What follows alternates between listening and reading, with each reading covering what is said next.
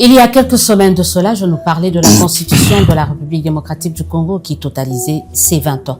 Ceux qui la détestaient hier sont aujourd'hui ceux qui tentent de la défendre mordicus, bec et ongles, et vice-versa. Pour beaucoup, ça en dit long sur la classe politique congolaise ces 30 dernières années. Quoi qu'il en soit, est-ce que le bonheur, la priorité pour la République démocratique du Congo et pour les Congolais se trouve-t-elle dans la révision, le changement ou le statu quo de cette loi fondamentale? Madame, Messieurs, très heureuse de vous retrouver dans le cadre de cette émission Dites-nous la vérité, qui a le plaisir de recevoir,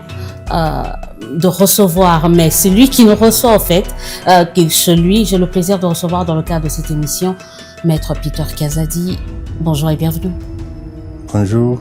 Avocat, député national, ex-ancien vice-premier ministre en charge de l'Intérieur.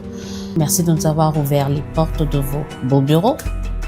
Merci, je vous remercie d'avoir accepté de venir vers moi.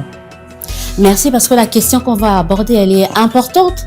Vous avez un peu jeté un pavé dans la mare, mais au fait, il faut dire aux téléspectateurs également que c'est une promesse qu'il vient de respecter.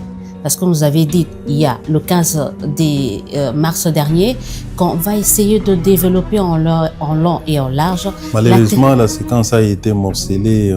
On a mis juste une petite mais on va éclairer la lanterne des gens pour aujourd'hui. dire que voilà, il a dit l'insécurité dans la ville, c'est dû à la Constitution, alors que tel n'était pas le fond de ma pensée. Je pense que maintenant, là, vous me donnez l'occasion de m'étendre là-dessus.